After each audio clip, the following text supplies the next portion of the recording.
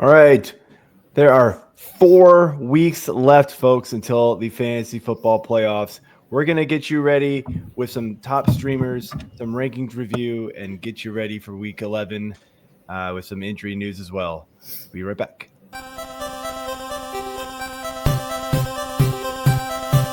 The Fantasy Six-Pack Hour.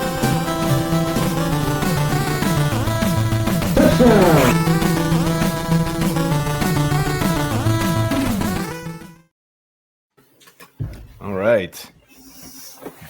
I forgot to tell AJ that I cut it short.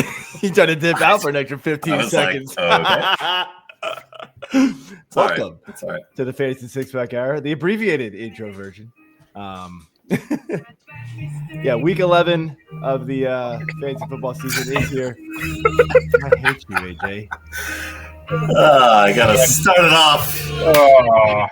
Nope. And so we're gonna get you ready this week with I don't think you realize this.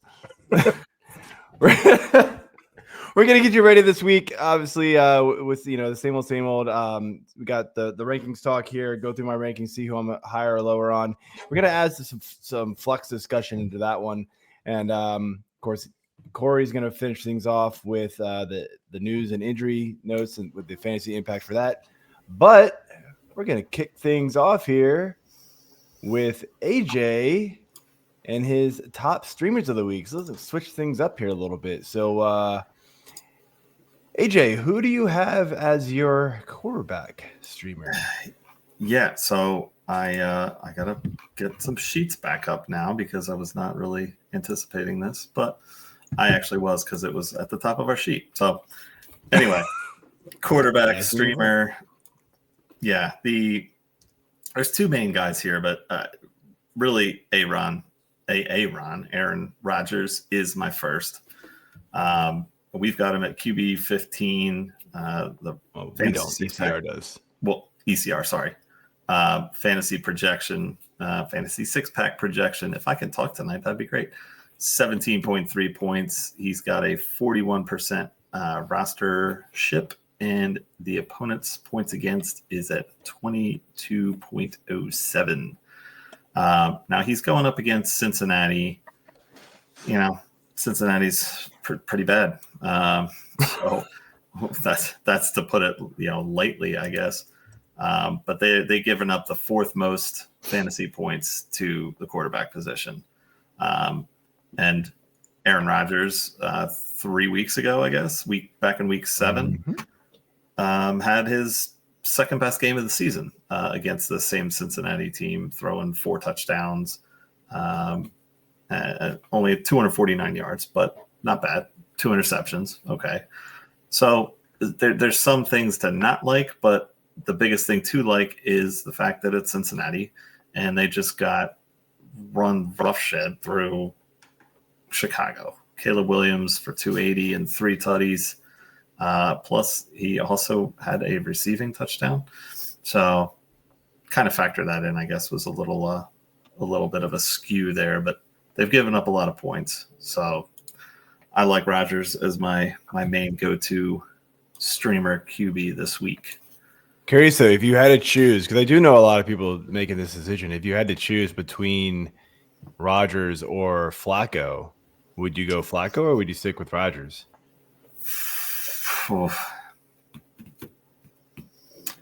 I think I'm going to stick with Rodgers on this one just because it's a home game. I'm hoping that somehow fires him up.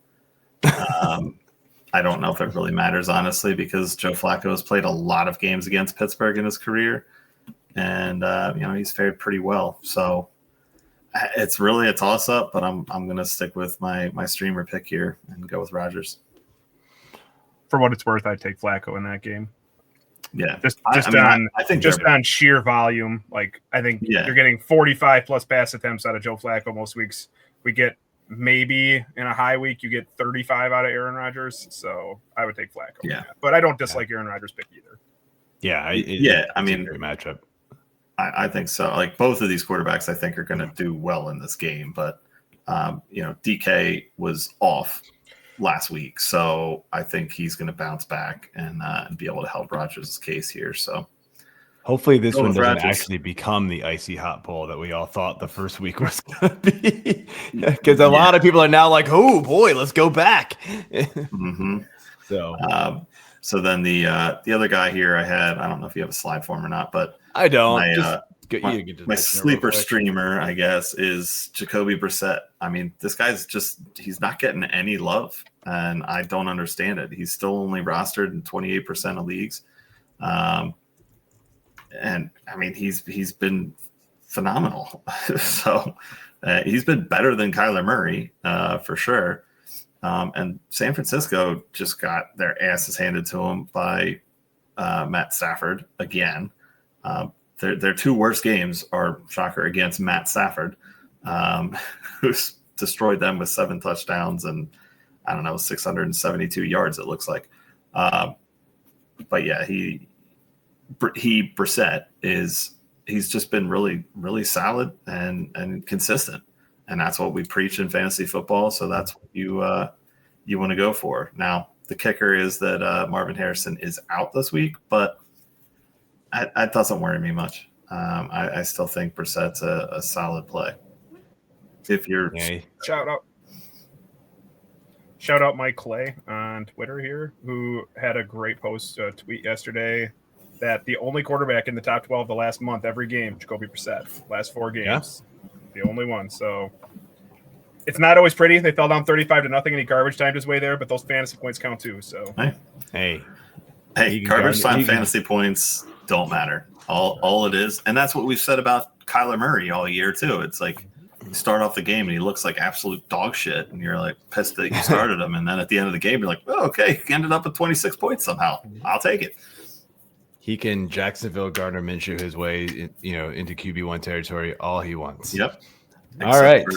Not as much of a nice stash, but he can work on it.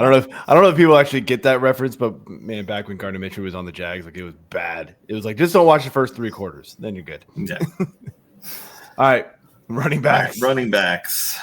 All right. So running back position here is somebody I'm not very happy with at the moment, but I will pimp him out here, and that's Tyler Algier. He's going up against Carolina. They give up the 15th fewest points against. The game is in Atlanta, though. ECR has Algier as the running back 35. Our projection is only 6.7 points, but the opponent's points against is 1955. The main reason I'm picking Algier here is because of why I hate him, and that is his end zone usage last week. He frustrated the hell out of me with his, play right at the goal line in the red zone when, Bijan Robinson is their lead back, but maybe not anymore. Apparently it's like I can't remember the combination. I think it was like Jerome Bettis maybe, and whoever he had with him, like where Bettis was just like the 20-20s guy. Bettis was the red zone guy, but there was another guy that was with him that was like the 20-20. I don't know. You get me on that one. I don't even know. Parker. What was the Parker guy's name? Yeah. Parker Washington? Willie Parker. Willie Parker. Yeah. That might be the one I'm thinking of. Well, you bring up the red zone usage, and like we were talking about this in the Discord. Mm-hmm. Mike LaPlante posted a tweet from Adam Levitan. Tyler Algier carries inside the 10-yard line this season, 13. Bijan 5. I went deeper inside the 5-yard line, which is basically like goal line for the most part, right? Algier 5, Bijan 2. Bijan's 2 came in week 1. So they apparently saw that in week 1, and they were like, "Yeah, we're never doing that again." Yeah. What? This was horrible. Okay. Bijan has to score from far out. Apparently, that's the only way it's going to work. So that sucks. Yeah. Or like if he's somehow like right in the red zone and then gets a little swing pass and takes it. That's probably all you're looking at for him, though, which sucks because he was good, though. Pretty much top 2 pick in most leagues, easily top 5. So, yeah, look, he still performed that way. It's just frustrating to watch this happen. It's we get teams that just do this. I mean, it's almost a little bit like Seattle right now. Kenneth Walker gets them down the field, and then it's just like, hey, thanks, Charbonnet, go finish it off. Like, or okay, sometimes George Halani. Last pass, that George too. Halani. Yeah, I mean it's basically like those the commercials with the NFL guys, and stupid husband who can't set up the DVR correctly, and it's like, hey, Trubisky, come on, you're in. And he's like, all right, I got this. It's like, you hit this button, then you hit record, and you got it. I love the fact that the actual backup quarterbacks are just like accepting this and being like, oh yeah, like that's so that awesome. big, man. Brissett, get your money. Wasn't Brissett on one of these? I feel like Brissett wasn't one of them. I don't think so. Trubisky was. Trubisky's the newer one I've seen. Teddy Bridgewater's in like the listening one. She needs like an assistant listener. Who's the one where it's like the family picture one? Who does the family picture one? That was funny. I think that was Brissett. That might have been Brissett. No. He might be right. No. I'm trying to. Anyway, we'll figure it out. So yeah, based solely on the usage in the red zone and specifically at the goal line, I can easily see Algier getting at least one more shot this week, if not multiple. Tommy DeVito, that's who it is. Oh, that was rough. It's like, and Tommy DeVito looks like an 18-year-old kid.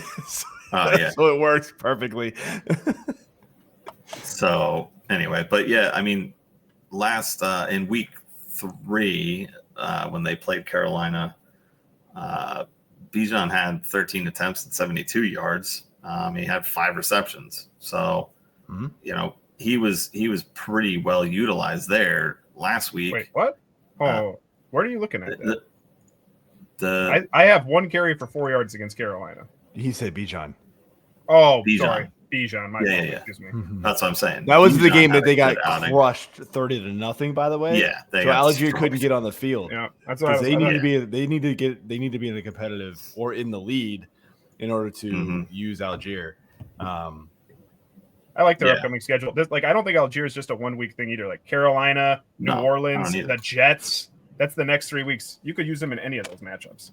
It's so hard though, man. Like you look at Atlanta, right? And you look at some of these matchups coming up. Like you would have thought Carolina early on was a good matchup. It didn't work, right? Miami a couple of weeks ago should have been a good matchup for Algier. It didn't work. He only got 8 points. I mean, he luckily scored 4 carries, 4 yards, and a touchdown. Like that was it, man. It's so hit or miss. Even when the matchups are good, he is so hard to trust. I get the streaming, the reason why you would want to stream him, if you're just like kind of desperate for a guy here, it's probably one of the better streamers because like the ceiling for him is so high, but man, the floor is like nothing. So there's not a lot of safety with him at times because he could literally just give you nothing. When he's not used, he is not used at all. Mm-hmm. So I was correct. Jacoby Brissett was in the commercial. It was the one about the taxes ad where he sits down to jump in on the taxes because the dad can't do the taxes correctly. I don't know if I remember that. Actually, my bad. The husband called for him. The wife was trying to do the taxes, and then she was not having it. And the husband's like, "Hey, let's go. Let's do this." All right. Moving over here to your receiver. Whoops, yep. What the hell did I just do? Oh, Jesus. Come. Why don't we let you do I don't know what I'm doing. All right. What do we got? All right. So this one is more of a fun pick and a hopeful pick for me. ECR number 48. The fantasy 6-pack projection is 6.3. His rostership is 44%. Opponent's points against is just under 26. And that would be Mr. Cooper Kupp. For Seattle, he's going up against his old team, the Rams, for the first time in his career. And I just love the idea of this game and what he could do in this revenge game. Yes, Cooper is not the peak condition that he was when he played for most of the seasons with the Rams. But in the game last year that he played against Seattle, the Rams won 26-20. He went 11 for 104. No touchdowns, but 14 targets. So let's go, Darnold. Let's bring some of this back. Let's see it. And then let's believe it. But yeah, his stats, I mean, he's got 56 or 57 touchdowns in his career in a Rams outfit. He's only got like one this year. So, the Rams are kind of middle of the pack as well, as far as what they give up. But they did, they can get burned. So I think this could be a solid spot for Mr. Cup to get some revenge. First off, there's no room for any Sam Darnold slander on this podcast. I wasn't slandering him. I just told him to pick it up this week. Okay. Second off, just to let you know, you're not going to like my rankings this week. Oh boy. Boy. Second off, Cooper Kupp or Jawan Jennings. I'd still go Kupp. You're going Kupp? Joe? No, Jennings. So I have that exact question in it. I actually just traded for Cooper Kupp in a dynasty. Like I got him thrown in. I actually made a big trade it for Saquon. I'm trying to compete in that one, and Cooper Kupp was thrown in on it. But I'm thinking about it this week. We played 3 flex in that league, so we'll see. Cooper Kupp's just not doing enough, man. He's not being utilized enough. No thanks. I mean, I know Torrey Horton may not be playing, but they just brought a Shaheed too, so like that's not going to help things. This is all JSN basically, and then it's just sprinkling around to everybody else. And Kupp's getting like 2-3 catches a game right now. It's just not working. So, alrighty, next up, 7 for 64 and 1 touchdown. Write it down. All right. All right, tight end time here. What do you got? All right. Well, I'm going with the darling that I picked up last week to play in a flex spot, and that is Dalton Schultz. Big reason I picked him up was because Davis Mills was in, CJ Stroud was out, and you figure backup quarterback has to have a safety valve. Dalton Schultz is perfect safety valve. ECR has him at tight end 11. Our projection is just over 7 points. He's 46% rostered, and opponent's points against, is just over 9. Now, Tennessee is not an easy matchup. They are giving up the 9th fewest fantasy points to the position. They've pretty much shut down a lot of decent tight ends. Oronde Gadsden, Tyler Warren, Hunter Henry. Michael Mayer, shockingly enough, was the outlier that kicked their ass. But it's a tough matchup, but it doesn't worry me much. Schultz still had 5 receptions on 6 targets against them. Yeah, it was only 30 yards, but based on what he's done in the past few weeks, he's got double-digit points in 3 of the last 4 weeks. Against Jacksonville, Denver, and Seattle. And then his outlier was San Fran. So, he's just getting a ton of targets too. He's got 29 targets in those 3 better games. Decent yardage output. Last week was the touchdown. So, I don't know. I just think he can keep going. Now, all that said, he did not practice on Wednesday. Today, so you have to see what he's dealing with there. It's last week he was dealing with some knee and shoulder issues. Now it's basically only the shoulder he's dealing with, so I'm not overly worried about it yet, but keep an eye on it just in case. But yeah, I like Schultz this week. Yeah, and the other thing is CJ Stroud isn't out of concussion concussion protocol yet, so might be another week of Davis Mills. So that'll be good for him. That offense. It wasn't pretty for Davis Mills early on, but he just seems to like click like later in the games. So it gets going. Was what QB1 last week? Yeah, we all saw that coming. Yeah, totally. Yeah, absolutely. Mm-hmm. All right, drum roll. Okay, let's do it. The Big D streamer. What do we got? Big D coming at you. We've got the hot Atlanta Falcons versus Carolina. Just touched on them a little bit with Algier. ECR has Atlanta as the 5th ranked defense this week, and they are only rostered in 40% of leagues. Opponent's average is 8.5, just over that. I mean, what's not to like here? Again, this is another revenge game. Atlanta wants to come back and prove that 30-0 drubbing was not what they want to be and what they can do. They've got some decent point outputs for fantasy the past 2 weeks too. And against Indianapolis, Indiana. And, I don't know. Go Hoosiers. The Hoosiers, man. It's those Hoosiers. Yes, I would have gone Indianapolis. We'll do Hoosiers. Colts and and New England. Both of those were on the road, so now they're coming back home. I just like it. I like what they got. They've got multiple sacks the past 2 weeks. They got 13. Carolina has given up 13. They've given up. The Falcons have also. I'm looking at Falcons. 13 sacks the last 2 weeks, which is a crazy high number. Yeah, no, that's what I'm looking at there. Carolina has given up only 10. Only 10. The last only 3 10.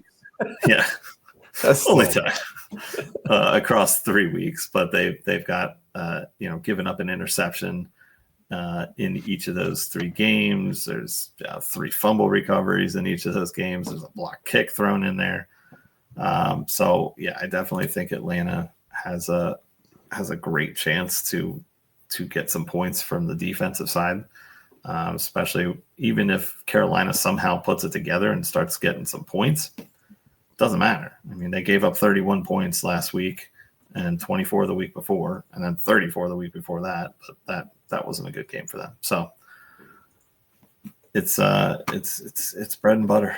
You just got to spread it on and eat it up. All right. I was gonna say where they were ranked in the Streamer-matic, but it is not wanting to load right now. The site is just not. That's great. So never mind. There you go. Yeah, right. that's awesome. Go ahead. I've also got a secondary streamer pick here. If for whatever reason Hotlanta is taken, you can set up your Big D with the Bears, brah. You got 33% rostership. They're at Minnesota, and Minnesota's given up the 4th most points against. There you go. There it is. Bears had, gave up 27 points or scored 27 points in week 1. They had 3 sacks. They had 1 interception, 1 touchdown. So they were looking pretty good, but last week and week 9 against Baltimore, Detroit, so. But as far as what the defense gave up, but they've been easy to get points on as the opposing team. So like Chicago. I don't think I like Chicago. I think that it's a matter of JJ McCarthy looks very much like a rookie, even though he was around last year and he was injured. I believe he has 6 picks. He's fumbled the ball 4 times and he's been sacked 15 times in 4 games. The Bears defense can be pretty good in that matchup. Yeah, absolutely. That's why I picked them. All right. That's what we got for the Week 11 top streamers. Thanks, AJ, for that. You're welcome. Going to be jumping in here to the rankings talk. We're going to be adding a flex discussion as well here this week. So starting off here, though, with the running back position. Just mention some of the ones that are not -1 here. It's the guys I don't like as much. James Cook, -2. Janty, -2. Derrick Henry, -2. Aaron Jones, -2. David Montgomery, -2. Kenneth Walker, -3. And Tyrone Tracy, -3. I think, AJ, you're doing the lowers here this week. Yeah. I mean, I'm gonna keep it in the top 10 here and go with Genty against Dallas. I mean, Dallas's defense is not at all good, so I feel like they can be run on. There's no more Michael Parsons there, obviously. They're just rotating bodies in and out. So I'm all for Gianti this week, but you apparently don't like him as much. I mean, he's only had like one really, really good game, right? It was against Chicago in week 4. 17, 13 points, 13, 15, 11. You're fine with those. But it doesn't scream out to me like he's going to break out for like another 25-point game against a really bad defense. I totally get it. But, I mean, look, that offense is awful. I know last week was against Denver, and that's a tough defense for sure. This is not the same matchup at all. But that was one of the worst offensive games I've seen, honestly, from both sides. Janty was lucky, honestly, to get that touchdown. But if Geno Smith isn't going to be able to get anything going this week, then I don't know why Janty would be able to do much else either. Like, the matchup is still so good that you're obviously starting him. But if this wasn't Dallas, if this was like, I don't know, Pittsburgh or somebody like that, like who aren't like a juggernaut defense, but better, he'd probably be in the 15-16 range. Like, he's just not producing the way that we really were hoping to get this year. Fair enough. What you got for higher? Yep. Next up, so some of the guys that I have higher, a little bit longer of a list here, but again, just the guys that are more than +1 here. Rico Dowdell, Javonte Williams +3, Jaylen Warren +2, Rashad White +2, RJ Harvey +2. Reluctantly, Ja'Cory Krosky-Merritt +4. But I have a feeling that we might be asking about that one. Yeah, you got it. Yeah, that's the one. Because I'm not gonna lie, Bill's been bad. Like, it's been a long time since you could even really use him on a week. I feel like it's been close to a month since he's delivered even like a top 30 finish for me. And I don't have any desire, and you still have him basically well in flex range there and almost an RB2 still. Yeah. This one is interesting that like the early poll kind of came out with this, and I left it. I don't hate it, to be honest with you. You're looking at this list here, right? And he's in front of Charbonnet, and you're probably going like, "What the hell? How?" So two things. Chris Rodriguez, who has started to get way more involved, he's injured right now, and so he may not play. And so that basically leaves the entire backfield to Krosky-Merritt. McNichols is there, but he's only a passing down back. Miami's defense is terrible against the run, so it's a favorable matchup. It is. Where are they playing? Are they in London? It's in Madrid. This is the Spain game? Yeah. Okay. The Spain one. They get the Spain game. So, I mean, weird things can happen in these like overseas games. And look, like Charbonnet, as much as I like it, I mean, we just talked about him earlier where briefly, where it's like he doesn't get like a ton. He doesn't get like the bulk of the workload. He just gets like important use. And you got to wonder, like, that Rams team is just firing on all cylinders right now. Like, how much Seattle is really going to be able to score in that game. And can they get down close to where Charbonnet is going to take advantage of that? And if Seattle gets too far behind, they've actually been using Kenneth Walker more in the past than they have Charbonnet. So, like, it's possible Charbonnet gets even less work this week than we're used to.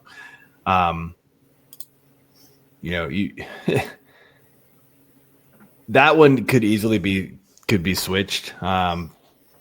But if you're just going with usage right now, with Chris Rodriguez being out,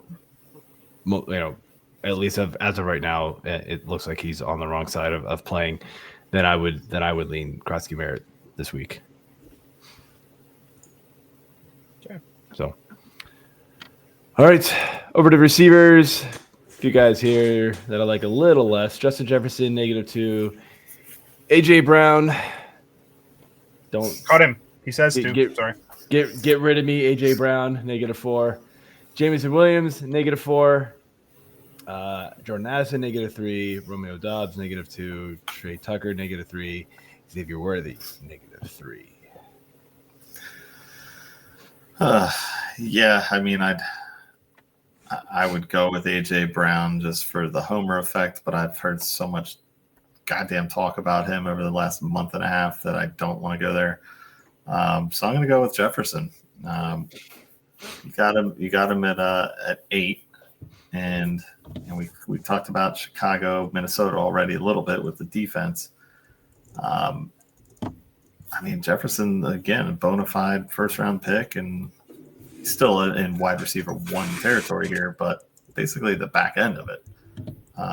Is Chicago's defense really that good against someone as elite as him? No, I think the problem – no, I mean, honestly, Chicago's defense is bad. The problem is right now is J.J. McCarthy, and I think Jefferson, saw 12 targets last week, was only able to connect on 4 of them. It was either 12 or 10. I think Addison got the 10. I think Addison had 10 and caught 3, and Jefferson got 12 and caught 4. Yeah, it wasn't good. And, like, honestly, a couple of those targets were just McCarthy just heaving it as far as he could downfield. And it was like, JJ, go get it. And he didn't. And it was like throwing into the double coverage. The safety was just like, fair catch. Like, it was stupid. Although I'll say that. And then there was another one where it would have been a tough catch. JJ would have gotten blasted, but it would have been a touchdown. And JJ just dropped it. Like, he heard footsteps, man. You could tell. And, so they've got to get more on the same page. There's also McCarthy's got a hand injury right now. So who is their backup quarterback at this point? I mean, I know he came in the game briefly for Wentz a few weeks ago, but I totally forget his name already. Like, that's not going to be good. Max Brosner. Yeah. So I think you just worry here that, the quarterback play is going to, it's just limiting his ceiling. Justin Jefferson is such an amazing player. Addison is too, honestly, but the quarterback play right now is just really limiting their upside. So, all right, over here to tight ends, or sorry, the receivers that I like a little bit more. A bunch of +1s at the top, so I'll skip those. I mean, Corey, you can ask about one if you really want to, but I've got Devonta Smith +4, Stephon Diggs +4, Deebo Samuel +4, and Khalil Shakir at +2. Like, you could just leave Khalil Shakir at number 30 every week, and you'd probably be right. Like, it's like where he lives. Pretty much. Let's do Stephon Diggs +4. So that's a game that we'll see tomorrow night. They play on Thursday Night Football. Mm-hmm. My concern with that game would be that the Jets are really bad at football, and when you fall down early, you don't have to throw the ball, or when you get ahead early, you don't have to throw the ball. Not a concern, though, for you? Not really. I think, look, if they're going to get the big lead, they're going to have to score points to do it, right? And so Stephon Diggs might get his early. Booty's already been ruled out. and so has Ramondre Stevenson, and so that's going to help there. Is there another receiver that's banged up for them, or no? I'm making that up. Kyle Williams and Pop Douglas are good to go. Yeah.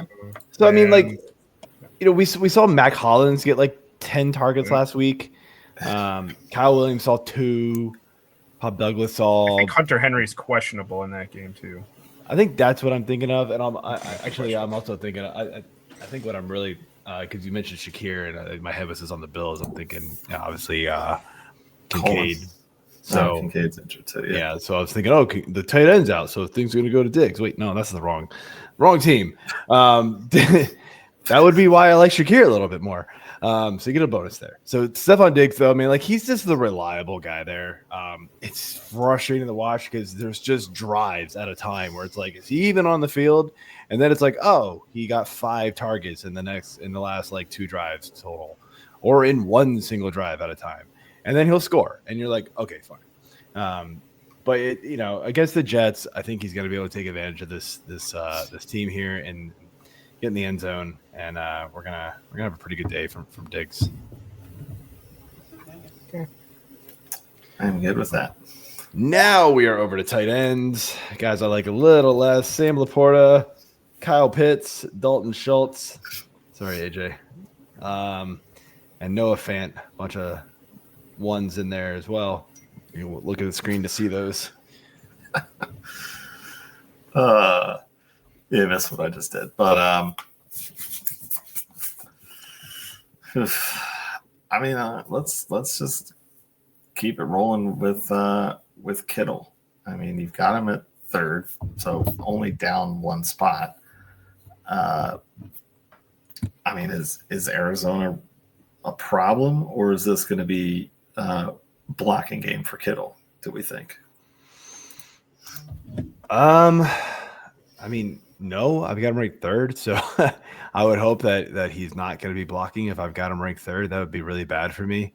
No, I honestly think it's not going to be. But I mean, look, the 2 guys in front of him are McBride and Bowers. I mean, as bad as I think Geno Smith is, I don't think we're going to get a 1-catch game from Brock Bowers again. That was incredible. I was cursing at the television watching that game because I'm going like, really? I had to play AJ the week he blew up 43 effing points. I couldn't get him this week. Yeah, right. I got destroyed this week thanks to that. Yes, you did. And you destroyed me the week before. Exactly. So you are living and dying by Brock Bowers, apparently. So no, Kittle and positive note for George Kittle is it sounds like Brock Purdy is going to be good to go this week. He maybe tried to practice. I think they practiced today, and they're really going to try to push it to see if he can get on the field this week, and he is planning to play this week. That's what he says. So who knows? But if Purdy is there, I like Kittle. Like, look, I've got him 3. Like, apparently ECR has him at 2. I don't know who they've got him in front of, Bowers or McBride, but I'm going to put those 2 in front of Kittle almost every week. So sorry. Yeah, and I wouldn't disagree with that. Yeah. So. All right, guys, I like a little bit more here. The Brock Bowers. There we go. Apparently that's the one that people have him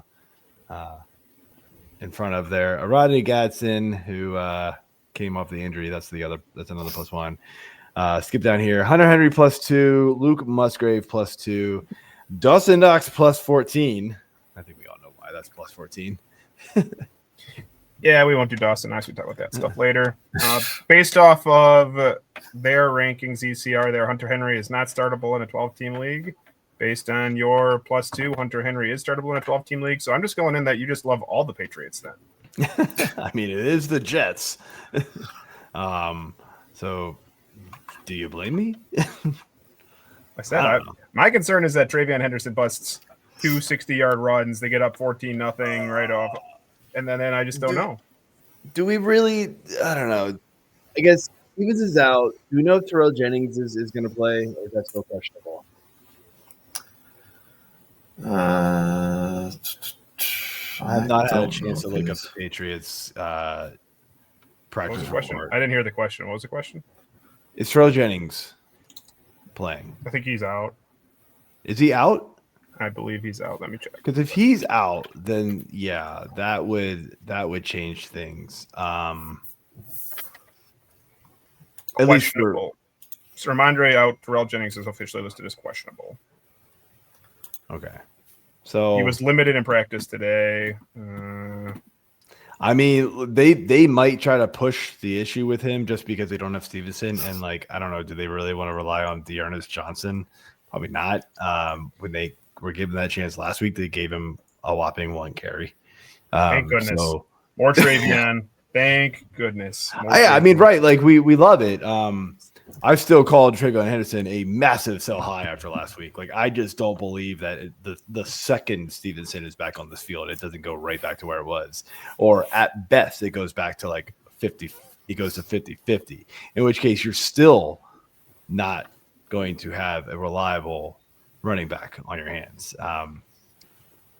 Hopefully, you would hope that after last week's game when he just blew up, that Vrabel's like, oh yeah, he's pretty good. Let's keep using him. I don't believe it. I just have no faith in Vrabel to be able to make that decision, and he just doesn't want to use his good running back. It makes no sense to me. So, yeah, I mean, still, it's just the Jets. Like you just like the chances that any one of these guys can have to score a touchdown. And that's all it's going to take for Hunter Henry to be tight at 12 to score a touchdown. Right? I mean, true. Yeah, pretty much. That's true. So, all right. A little change up here. We got some flex options. I'm not going to run through this list. Sorry, people that are listening. It's a long list. But the idea here is that, going through the running backs and the receivers and the tight ends, like it's kind of like that. It's kind of like most of those are all startable players. They're all within the wide receiver 3, running back 2 range, tight end 1, maybe slightly outside of tight end 1 range. Your streamer guys that you're gonna have to throw in your lineup here and there.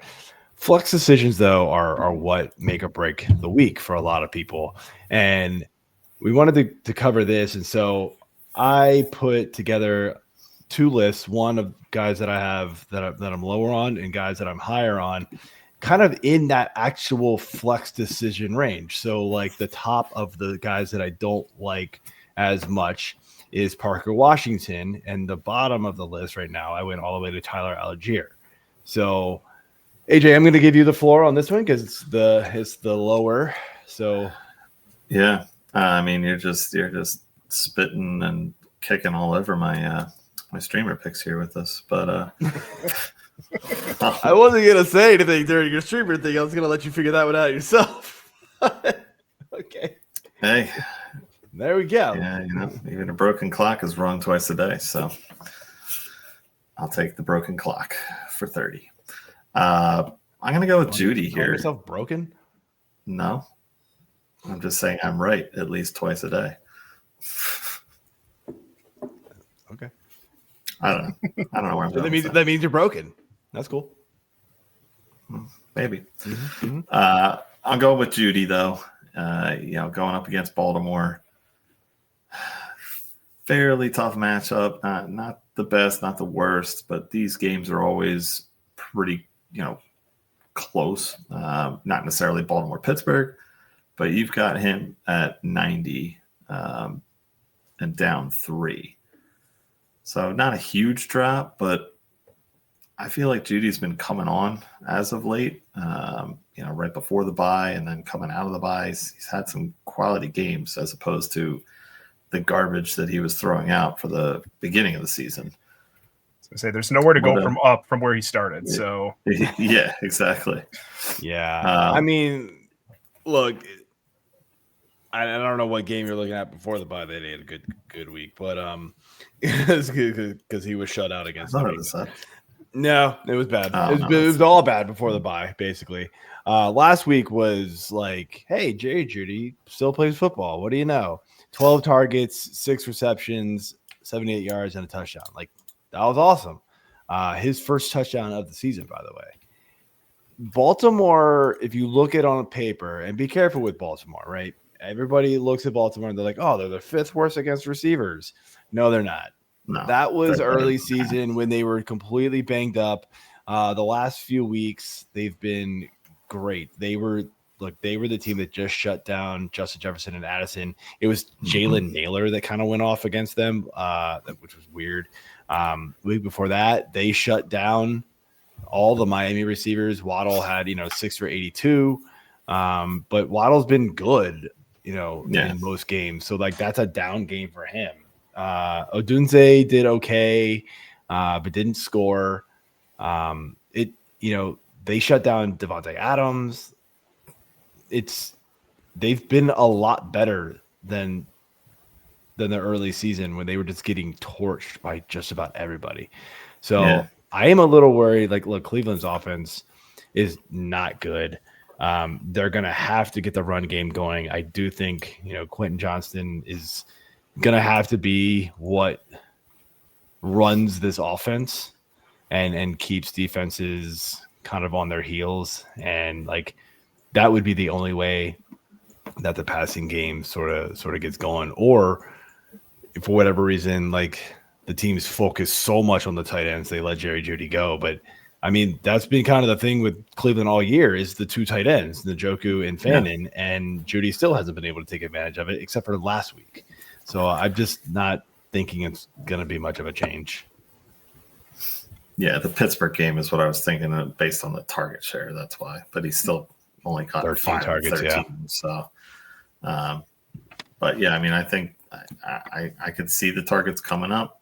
This game's in Cleveland, so I don't know. Maybe he'll show up again, but I'm interested to see what he does the rest of the season because he's got a pretty friendly matchup the rest of the way. The Cleveland, yes, I'm glad you mentioned that. The Cleveland schedule, by the way, is awesome, but I really only like it for Quentin Johnson. I just don't trust the passing game enough, and so if you can somehow Quentin Johnson, Junkins. I keep saying. It's like, what? Thank you. I was I don't know what I'm saying earlier, and I was like, Quinshon Junkins. Sorry, Quinshon Junkins. I really only like it for him. It is a really nice schedule for running backs for them, and it's nice to even just to get you into the playoffs. If you need a push, if you can somehow trade for Junkins, and then the actual playoff schedule is nice too. So he's coming off a down game, actually probably 2 in a row now. You might be able to get him in your leagues. And so I would try because I think he's going to be, really good here down the stretch. This game might be rough, but the rest of them, I think he can have a really, really good outing in all of them. So, all right, Corey, your turn here. Bunch of guys here that I like a little bit more. Starting off here with RJ Harvey at the top, all the way down to Michael Wilson. Let's go with. We talked about. Let's do Xavier Worthy at Denver's very difficult defense. Xavier Worthy's been another one. He has been not good for ever since Rashee Rice came back. I don't even think he's probably finished as the top.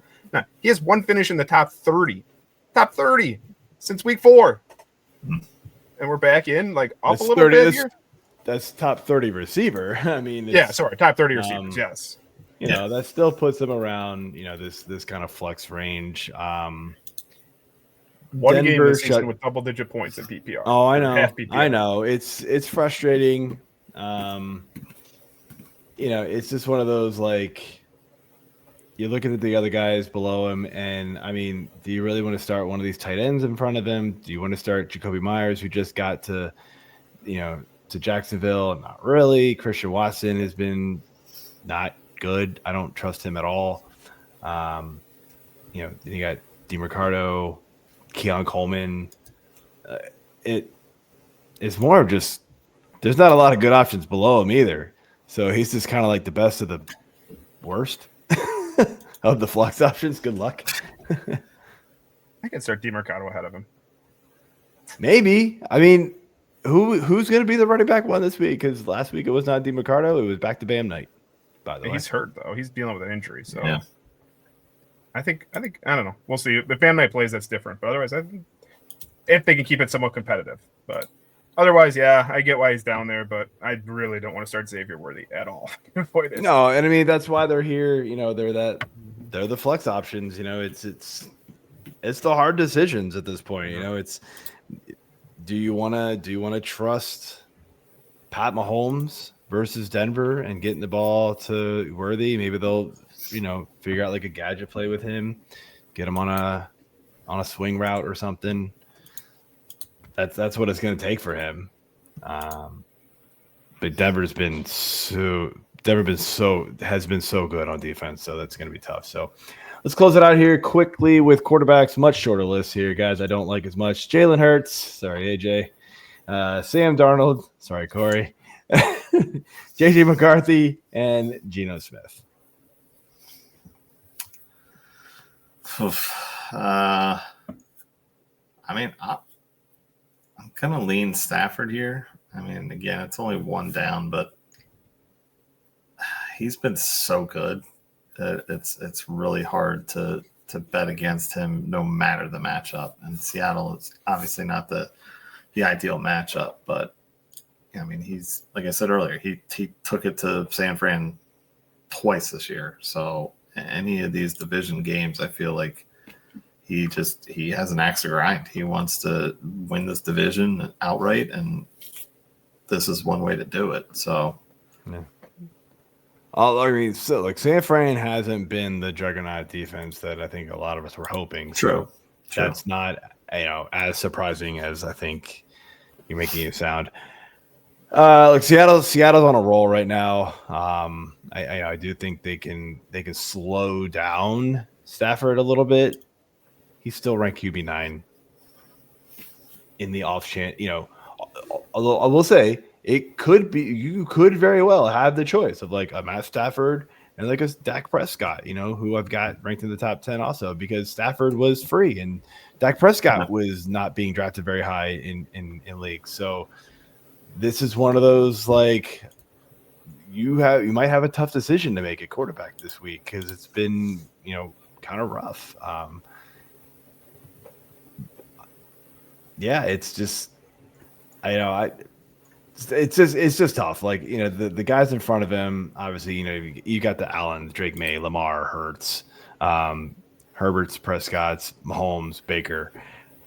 You could argue Baker and Stafford in front of Baker. Sure. And then, that becomes, I'm just like straight up with ECR here. I like Seattle's secondary better than I like Buffalo's. So that's where we're at.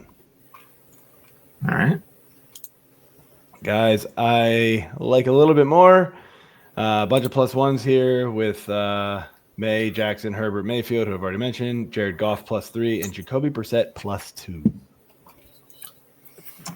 We already talked about Brissett. You talked about Let's do Jared Goff +3 against the tough Eagles defense. That means that's why Sam Darnold's knocked down 3, because you pushed Jared Goff up 3. So you made the wrong choice, but let's hear why. I mean, they didn't just flip them, but sure, you can think that. Yeah, like Philly's a good defense. It's interesting with Goff, and I'm starting to like him a little bit more down the stretch. Ever since Dan Campbell has taken over play calling duties, Jared Goff in that offense, and why did my phone? I did not talk to you, Google. Go away. Jared Goff has looked a lot better. In fact, Jameson Williams has actually looked. He's had his 2 best games of the season since Dan Campbell. Now the matchups weren't as tough, but it's just very interesting to kind of see Goff be a little bit more consistent with Dan Campbell calling the plays. So it sounds like that's going to continue, at least for the short term. So you've got to like that if you're looking to use Jared Goff this week. Cool. All right. That's it for the rankings review. Going to close things up here with the news and injury impact. Let's kick it off with... we did not talk about this one, but Garret Wilson is expected to miss 3 to 4 weeks with a knee sprain. So we briefly mentioned this, but we didn't really talk about it. So Corey, what's the impact here for the Jets? Well, we talked to a couple times. You did about how bad the Jets are already, and so 3 to 4 weeks. We are sitting here November 10th. That puts you early December if he comes back from that. By that time, they should be well secured in their bottom 5 finish in record. So I don't really see the point of playing Garret Wilson at that point much of anyways. So don't be shocked if Garret Wilson doesn't play the rest of the year. So if you have a spot on an injured reserve, sure, go ahead and stash him. But if I'm like having to choose between Garret Wilson and someone who I think is more likely to come back, if you dropped him, I wouldn't be completely like, oh man, you dropped Garret Wilson, he's amazing. Like, he is awesome. But I also wouldn't be shocked if he doesn't play the rest of the season. Yeah, it would make sense. I mean, does he even want to play the rest of the season? That's part of it too. Like, he's not going to push himself to get back in a hurry, I'm sure. Yeah. No. So, all right, moving on. AJ, speaking of another guy returning. Yeah. Next guy we've got up here is Joe Burrow, slated to return around Thanksgiving. He does play, well, the Bengals play at Baltimore on Thanksgiving night. So that would be interesting if he makes that his return. I mean, we've been without Burrow for quite some time now, and Flacco's been good. So was this just me and Flacco is finally going to get his chance to get somehow traded to Pittsburgh, even though the trade deadline passed? I mean, we can only hope. Thanksgiving is 3 more games for them. So at Pittsburgh versus the Patriots, at Baltimore. That's way ahead of schedule from what we were originally told with Joe Burrow. Yeah. So he is apparently like hurrying his way back here.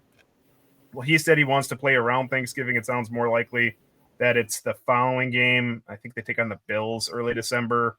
So probably 3 more weeks. What it means is check your waiver wires. Joe Burrow might be out there. He's available in a couple of mine. I put in claims where I didn't have injury concerns already or something like that. If you have a spot, go get Joe Burrow. We know what good he can be. And if you got Joe Flacco, now you got to start planning ahead because we probably have a shelf life here. And as good as he's been, well, now you know that we probably got a month. And then if Joe Burrow's back, sorry, Joe Flacco, as good as you've been, you're back to the bench. So if you got Joe Flacco, start planning ahead. But otherwise, check your waiver wires. If Joe Burrow's available, go get him. Yeah, I absolutely went out there and checked every single one of my leagues, and he was gone in every single one of my leagues. He's been stashed all season long. I will say this, though. He even came out and said, like, look, it's going to depend on, like, the playoff chances. Like, if we're not in it, I don't know if I come back this year. Like, it's not worth it, right? It's basically – so you were talking about how Garret Wilson might not return if they're out of it, which they already basically are.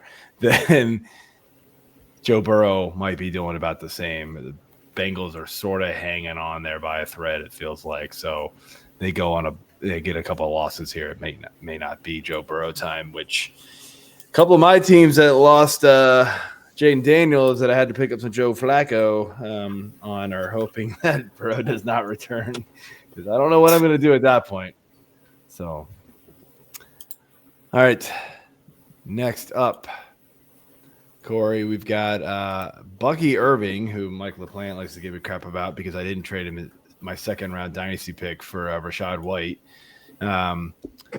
Still remains without a timetable, but he practiced today. So what do you think? Mini rant here on the annoying teams like the San Francisco 49ers and the Tampa Bay Buccaneers that apparently don't understand how the injured reserve works, where if you know a player's going to miss 4 weeks, you can get another player and you can put him on the injured reserve. Bucky Irving last played week 4, and he's still not on injured reserve. Like, And so we've had to eat this spot for fantasy, and in real life, they've been eating the spot and no timetable. Okay, he practiced. I saw that, like, it looked like somebody took the picture, like, from a voyeur position, so you could barely see anything. He walked through. I don't know. He could be back in 2 weeks. He might not play the rest of the season. Like, we don't know enough about what's actually happening here. Mm-hmm. If you've held him this long, I mean, you're pot committed. You're eating it right now. Like, I got him on a team. Like, I ate it. You just got to keep holding him because when he was there, he's awesome. But as far as me giving you a clear indication, they don't even have a clear indication of when he's going to be back. But just know, like, you got to eat it. But man, is it annoying? It is completely annoying, especially, and I will take the blame for his injury because of my curse and everything. First time I was able to draft him was this year in Scott Fish. Took him in the second round, and it's been painful. Yeah, been painful. Those first 4 weeks, they were nice. He was awesome. I was looking pretty good, Scott Fish, with him. Then he got hurt, and I was like, oh no, what's going on? Yeah, this is it's not good. All right, so we're gonna skip the next one here. It is Dalton Kincaid. Pretty much already mentioned that one week to week with the hamstring injury. So, AJ. All right. So next up, sticking with Joe's favorite position of tight end, we are going with Oronde Gadsden. He's dealing with a quad bruise and is listed as day-to-day. I mean, are you trying to look somewhere else on the Chargers, or are you just hoping to go somewhere else in general on your bench? Well, so first off, when he got hurt, it was Sunday Night Football, and it looked bad. Like, it looked like he hurt his knee pretty badly, and so quad bruise, like, thumbs up. This could be he very well might play this week, and I was honestly worried we were not going to get around to Gadsden the rest of the year. And if he does play, fired up top 5 tight end. If he is missing, I think it's probably 1 week, and we're good to go there. And in that case, I guess the improvement to the Chargers would be Quentin Johnston again looks better. Keenan Allen's kind of being phased out, other than getting the fake catches to set records. He's being phased out. So it's Ladd McConkey and Quentin Johnston. And, if you needed a tight end, I would one of those guys that we talk about all the time if they're available in your league where you're just hoping to get 40 yards and a touchdown, Luke Musgrave, Mason Taylor, or something like that if you're just trying to fill in for a week. But I think pretty much crisis averted with Oronde Gadsden. We can fill in for a week, and I think we'll get him back. But he might even play this week, man. So good news there. Yeah, I think I'm expecting him to play. So we got a J.K. Dobbins injury. Sounds like he may actually go on the injured reserve with his foot injury that just sort of came out of nowhere after the Thursday night game. Like, I didn't know he was hurt at all during that game. That just came out afterwards. But what does this mean for the Broncos if he does go on the IR here? Yeah, I didn't know he was hurt either because there was no indication. He got 18 carries. Actually, in a game that was completely miserable, he looked like one of the lone bright spots in that game. He looked pretty good in that game. Mm-hmm. But this is like death, taxes, and J.K. Dobbins at least spending 1 month on the injured reserve at some point. So if he's out, now we'll get a chance to see what R.J. Harvey has, right? We've seen R.J. Harvey in flashes as this lightning back to J.K. Dobbins thunder type of thing. Well, now it's you should be getting the ball 15-plus touches a week in some capacity of catching and running the ball. So R.J. Harvey becomes a RB2, at worst a flex play as we go through these because bankable production, or at least bankable touches, and we'll see if J.K. Dobbins actually goes on the injured reserve. It sounds likely. It sounds like it's not the bad one is if you see Liz Frank injury. It sounds like this is more like a mild version of that, so we shouldn't need the surgery, but I don't think we're going to get J.K. Dobbins for the month, so R.J. Harvey should be pretty usable in that time.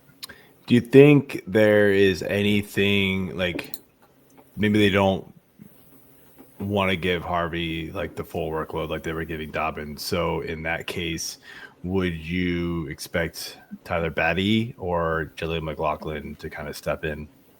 So the thing is, those are all pass catching backs, right? Batty's like 5'8" and 100. So has R.J. Harvey been lately? And I know, so I'm saying, and him too, right? Like they don't really have a big back because to take a workload away, they're all tiny guys. They're all pass catchers because that's what Sean Payton likes in his passing and in his game, like back to the Reggie Bush days, right? Of the Saints, where he likes these guys who can catch passes. So I don't think he'll get the same amount of work that J.K. Dobbins was getting, but I do think it's going to be 75% RJ Harvey because you just put a big investment in him, and here's your chance. You see what he's getting. Yeah, I think next up would be Batty though. He's been the one getting a lot, more. Of the but I don't want you don't want to play. I wouldn't want it either. Yeah, it's a super deep league, just stash kind of pick. So, all right. Sorry, I had a quick brain fart in my head of Tyler Batty and just my daughter's playing their little game, and it's always like slay Batty, slay. So no idea. It's the random workings of AJ's mind. Everybody, some like side game in Roblox or something. Yeah, I don't dress to impress. That's what it's called. So I'm surprised you actually know that. I literally have zero clue what my kids play on Roblox. I'm just kind of like, I hope it's not inappropriate because I'm not watching. Oh, it is. I guarantee. Oh, they probably all are. But yeah, I have no. My kids are like, oh look, Dad, I built an island, and I'm like, cool. I don't know what you just did. The game might actually be called Build an Island, and I wouldn't even know. I don't think that one's on there. If it is, it's actually called Jurassic Park. That'd be awesome. That would be cool. That one I might watch. Are you serious? Roblox dinosaurs coming to you. All right. Anyway. Okay. So next up here, we've got Travis Hunter, season-ending LCL surgery. I mean, who's going to play defense now? Yeah. So this one, this one escalated in such a hurry because it was biggest game of his burgeoning young career here, where it was like the first 100-yard game, he got 18 targets. Then they went on a bye, and then it was he's got a knee injury. We'll put him on injured reserve. And I said, well, maybe he doesn't play. Well, then suddenly it's okay, knee surgery, and now he ain't playing. Yeah. So it's one less mouth to feed that we know about in Jacksonville. I don't have Brian Thomas on here. He did practice today. I think he's going to go this week, and he's still the one that I most prefer. But it solidifies because they traded. I was going to say it solidifies Parker Washington, but they traded for Jacoby Myers. So I think it's Brian Thomas, Jacoby Myers, outside receivers, Parker Washington in the slot. If you wanted to rank them, it's Brian Thomas still because of the immense upside, even if he hasn't delivered on it this year. And then Jacoby Myers and Parker Washington are each like wide receiver 3s, I suppose, most weeks. Flex options. If I had to pick one, it's probably Jacoby Myers, but I wouldn't hate it if Parker Washington either. Yeah, I'll take the bullet on the Thomas thing too, because I drafted him in a couple of places. As much as I would love to take all the credit for Devon Achane, and I got a lot of Devon Achane. A lot of those Devon Achane teams started Devon Achane, Brian Thomas. So 1 out of 2. Yeah. Yeah, Brian Thomas is sinking the auction league for me and Dave. Shockingly, though, we started out. Man, we must have started out like 1-5 in the Snake League draft. We are now. We're now 4-6, and we're like 1 game out of the playoffs because everybody's just like mid. So it's like, all right, we got a chance. Yeah, it's like Baltimore, pretty much. Yeah, I was telling Dave the whole time, I'm like, this team's actually really good. We just are getting super unlucky, and it's caught fire, man. So I'm really hoping. Dave's like, I don't know, we suck, and I'm like, shut up, Dave. All right, this one is fun. The NFL is about we've got Jacoby Brissett, and now we've got Jameis Winston. Yeah, let's go. Okay, so yes, it is cool that Jameis Winston is playing. It is cool that Jameis Winston's playing. It's not cool if you're a Jackson Dart owner. No. The reason he's playing is Jackson Dart got concussed, which sucks. It's like the 5th time this year he's been in the concussion protocol already. So like I love Jackson Dart. There's no way. At least that he got evaluated. They made him go into the blue tent. It's like 4 or 5 times they forced him to go into the blue tent to be evaluated for concussion. Have you seen the way he plays? Yes. Yeah. Yes. He's like it's like a boxer, man. He gets like stung. He's just kind of like, yeah, I'm good. Let's go.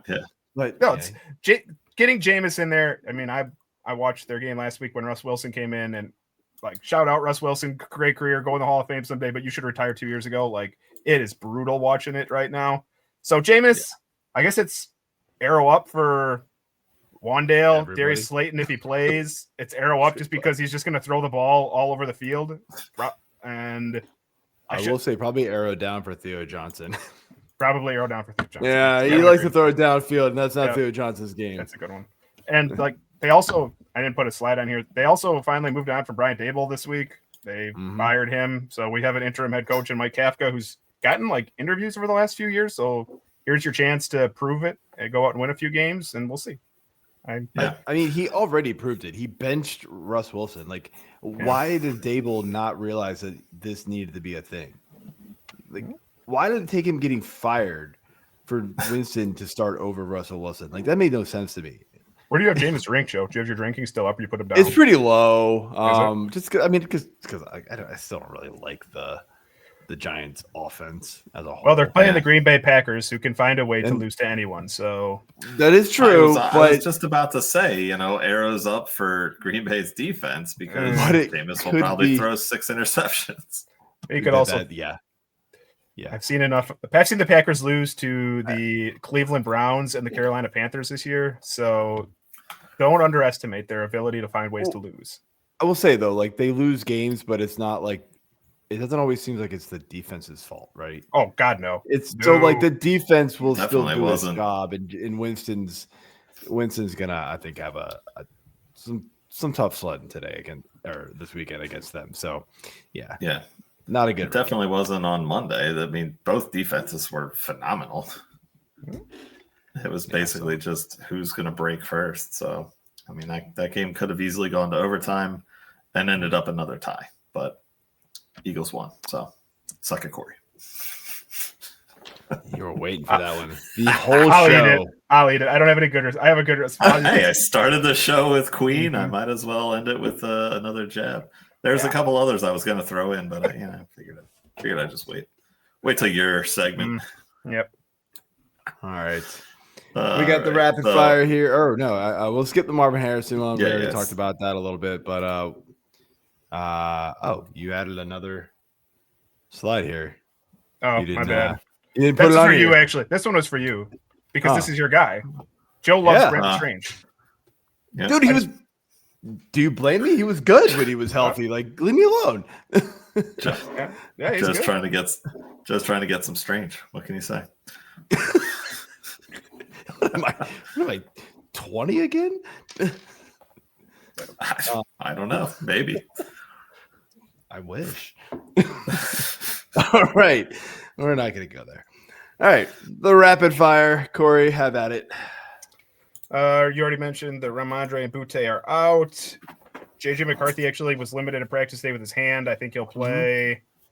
Darius Slayton, you should watch because I just said if he plays, I think it's an arrow up, but he didn't practice with a hamstring. Devontae Adams didn't practice today with an oblique. McVay already said he expects him to play.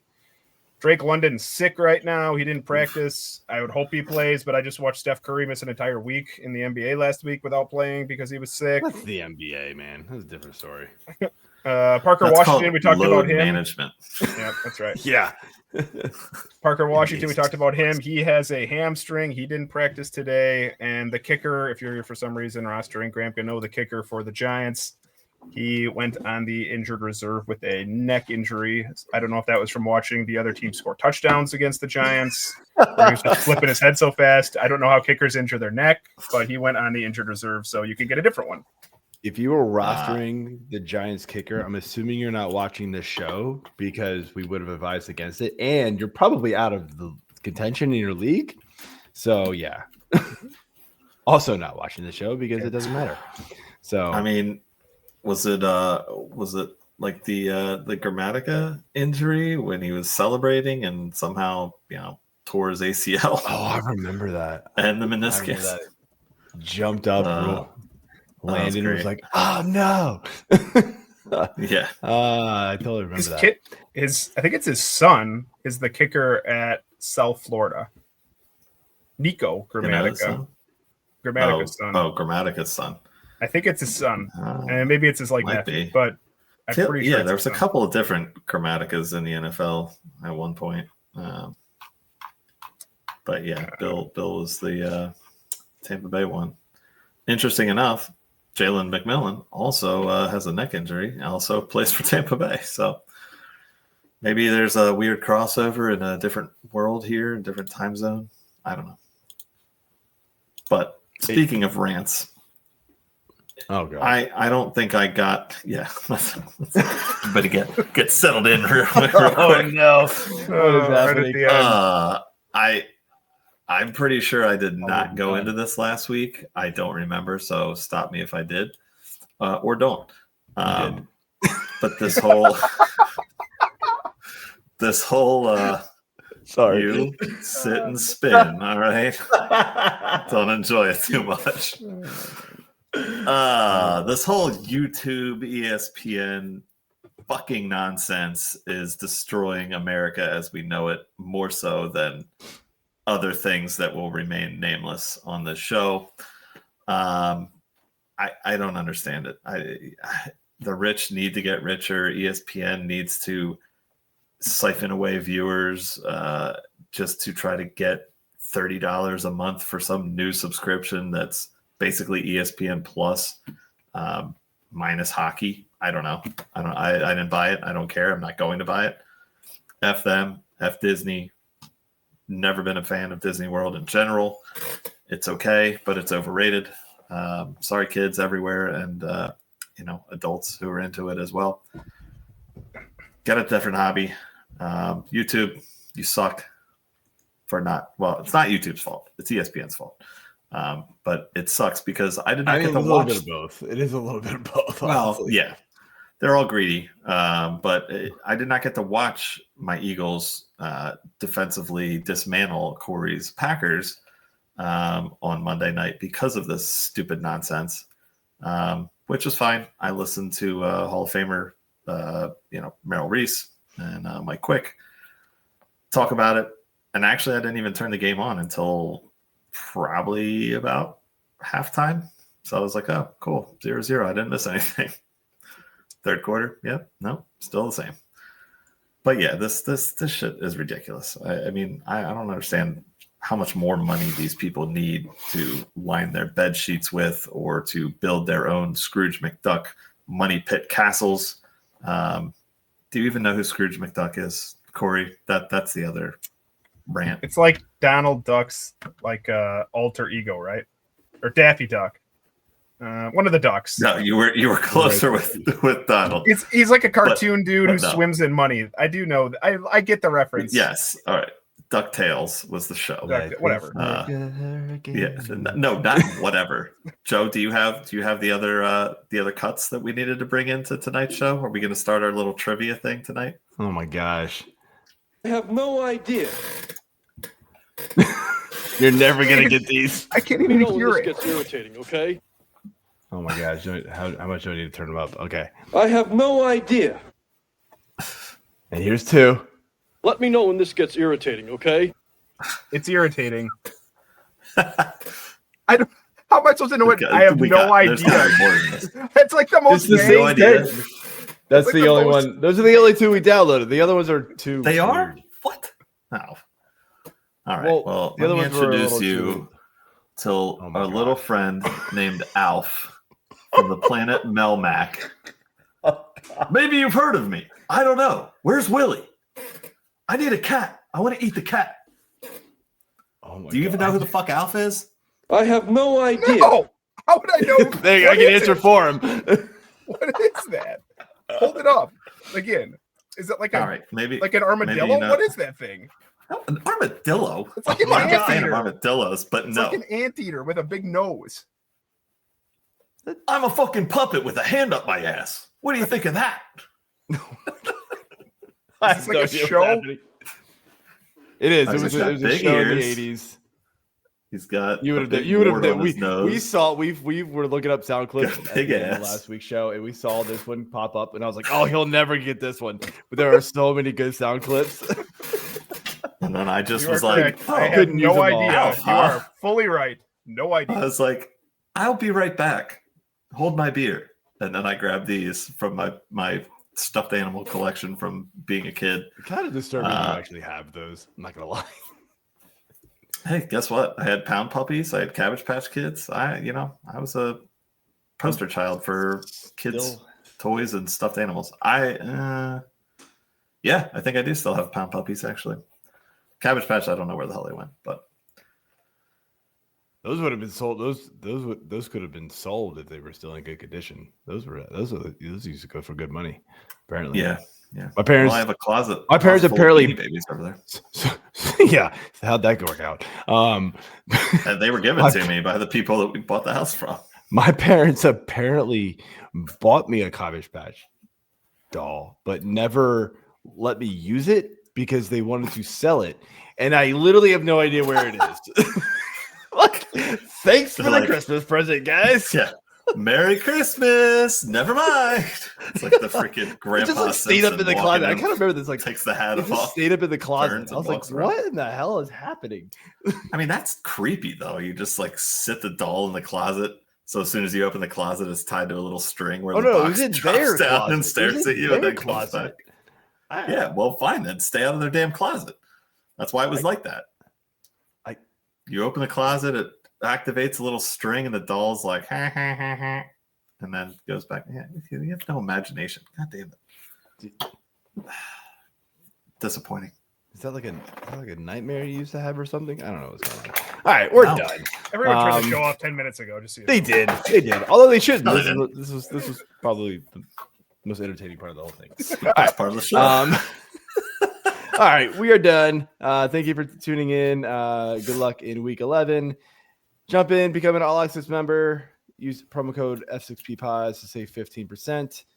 Hit that like button, subscribe, all that kind of good stuff. And see you all next week. Peace. Screw you, ESPN. Agreed.